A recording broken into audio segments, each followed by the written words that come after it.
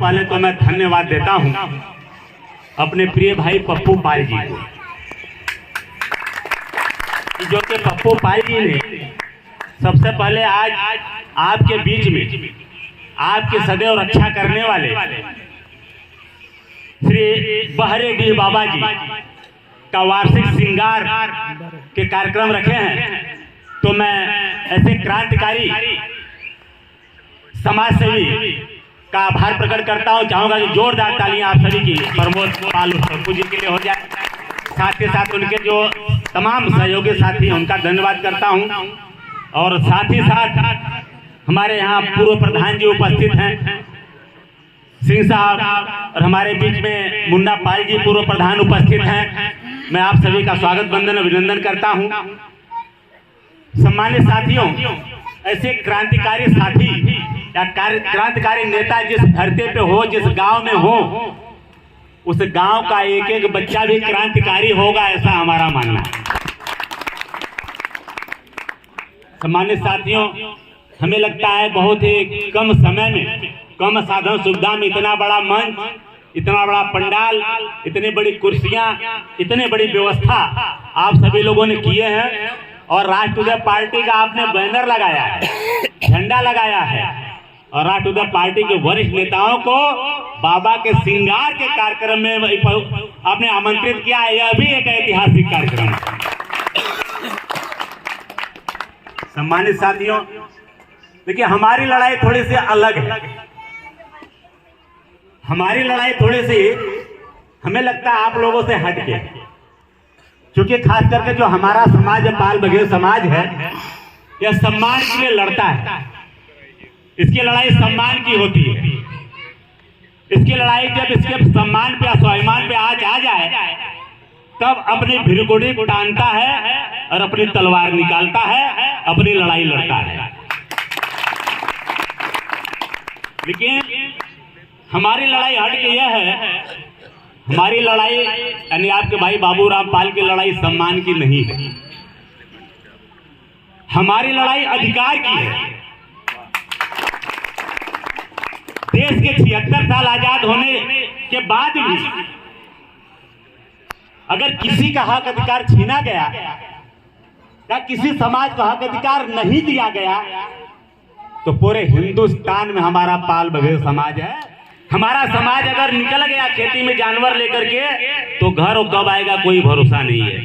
जंगल के किनारे रहना, खेती में रहना, पहाड़ों पर रहना, अपना जीवन यापन करना, भेड़ बकरी लेके चराना, अगर बरसात हुई पहाड़ों की तरफ चला जाना, ठंडा कोई समतल प्रदेश पे आना, वो कभी सुबह निकलता तो शाम को घर नहीं आता है। ये आता है। तो क्या देश आजाद हुआ, संविधान बना, सभी समाज के लोगों को, सभी तबके के लोगों को हक अधिकार मिला? क्या ये गड़बिया समाज को कोई हक अधिकार मिला?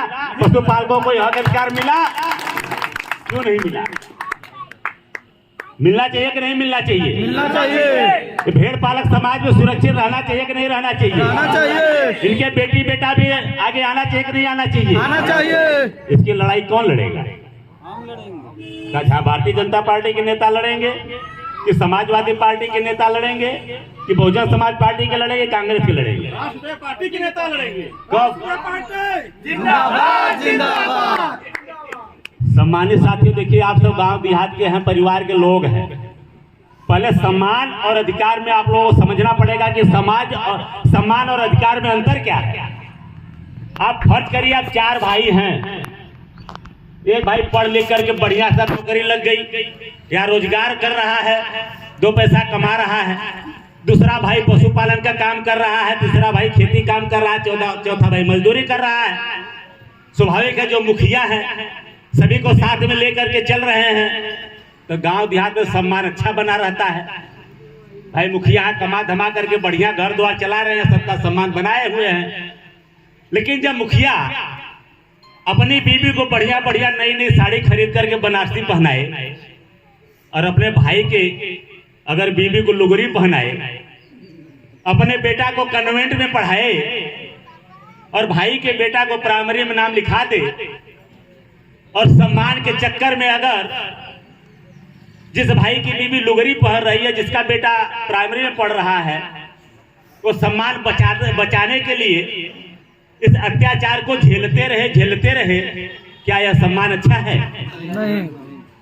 लेकिन जब वो भाई क्रांति करता है, अपना अधिकार मांगता है, भाई भैया हमारा भी अधिकार है, अब हमारा अधिकार दे दो, हमारा हिस्सा है, हमारा हिस्सा दे दो, हम मेहनत करके दिन रात मेहनत करूंगा, 2 पैसे कमाऊंगा, हम भी अपनी बीवी को नई साड़ी पहनाऊंगा।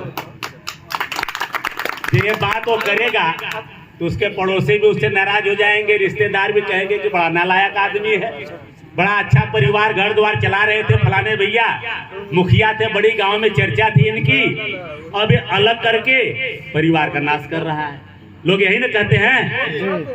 आज राष्ट्रीय पार्टी आपके भाई बाबू रामपाल को लोग यही कह रहे हैं कि अहिर गडरिया भाई भाई थे, ये समाजवादी के साथ लगे हुए थे, सरकार बना रहे थे, आज ये अपनी पार्टी बना के हिस्सा मांग रहे हैं। लेकिन जब भाई ये हिस्सा मांगता है, उसके हिस्सा मिलने के बाद, अलगौजे होने के बाद वो दिन रात मेहनत करता है, उसकी पत्नी मेहनत करती है, उसके बच्चे मेहनत करते हैं, जब वह भी 2 पैसे कमा धमा लेता है, अपनी बेटी को नया साड़ी पहनाता है, बच्चों को कन्वेंट में पढ़ाता है, घर द्वार बना लेता है, उसके बाद भी गाड़ी घोड़ा हो जाता है, तो वही व्यक्ति फिर कहने लगता है यार कुछ भी हो, उस टाइम अलग किया तो लगा गलत कर रहा था, लेकिन आज जो है कि अपना मान समाज स्वाभिमान लगा के तरक्की कर लिया। तो तरक्की होती है कि नहीं होती है? तो उसका सम्मान बढ़ता है कि नहीं बढ़ता है? हमारे कहने का तात्पर्य अपना अधिकार छोड़ करके आपका सम्मान बढ़ाना आपको उचित नहीं है। आप अपना अधिकार हासिल करके, लड़कर झगड़कर दिन रात मेहनत करके सम्मान हासिल करके सम्मान बढ़ाएंगे, वह असली सम्मान होगा। आज हमारे आपके समाज के 2-4 नेताओं को पकड़ करके समाजवादी पार्टी घुमाती है, ला करके यहाँ पे मंच लग जाएगा, अखिलेश जी आ जाएंगे, 2-4 आपके समाज के नेता होंगे, उनका नाम ले लेंगे, अब भाई हमारे समाज का तो सम्मान हो रहा है। वह सम्मान आपका असली सम्मान नहीं है। भारतीय जनता पार्टी वाले आपको धर्म के नाम पे, हिंदुत्व के नाम पे लेकर के घुमा करके आपका हक अधिकार ले रहे हैं। 1-2 नेता को बैठा करके आपका नाम ले, आप लोग हमारा सम्मान है, लेकिन सम्मान के साथ अधिकार क्या है? आज भारतीय जनता पार्टी ने विश्वकर्मा समाज के विश्वकर्मा अध्यक्ष जी को MLC बना दिया, बनारस से प्रजापति समाज को MLC बना करके मंत्री बना दिया, यानी हर समाज के लोगों को एडजस्ट कर रही है। मंत्री विधायक भी, यहाँ तक चुनाव में वोट टिकट देना होता है, उस मुसलमान को हम वोट नहीं, टिकट नहीं देंगे, इनका वोट नहीं चाहिए। आज तमाम मुसलमान को MLC बना करके जो मंत्री राज्यसभा में भेज करके मंत्री बनाने का काम की। लेकिन क्या पूरे हिंदुस्तान के तो छोड़िए, उत्तर प्रदेश में 10% गडरिया समाज की जनसंख्या है, और आप लोगों ने लगभग 70 से 80% लोगों ने भारतीय जनता पार्टी को वोट 2014 के लोकसभा में दिए, 2017 के विधानसभा में दिए, 2019 के विधानसभा में लोकसभा में दिए, 2022 के विधानसभा में दिए। क्या एक भी पाल बघेल धनगर समाज के व्यक्ति को भारतीय जनता पार्टी ने MLC बनाई क्या? एक भी व्यक्ति को राज्यसभा में भेजी क्या? तो फिर क्यों? क्या हम यही धक्के खाते रहे? भेजना तो छोड़िए, लेकिन हक अधिकार छीनने का काम पूरी तरीके से, जो संवैधानिक हक अधिकार OBC का थोड़ा बहुत आरक्षण था, वह भी भारतीय जनता पार्टी खत्म करने का काम की। 69,000 शिक्षक भर्ती आप लोगों ने देखा होगा, भयंकर OBC का घोटाला हुआ। जितनी भी भर्ती आप देखेंगे, हक अधिकार OBC का भारतीय जनता पार्टी छीन रही है। लेकिन 1-2 हर समाज के नेताओं को बैठा करके पूरे समाज का वोट लेकर के सत्ता में जाकर के इनके जो उद्योगपति मित्र हैं उनकी भलाई कर रहे हैं। उद्योगपति होते जा रहे हैं, देश की जनता कंगाली की तरफ बढ़ रही है। बढ़ रही है कि नहीं बढ़ रही है? तो हमारे कहने का तात्पर्य कि आपकी लड़ाई दूसरा लड़ने वाला नहीं है, आपकी अपनी लड़ाई स्वयं लड़ना पड़ेगा।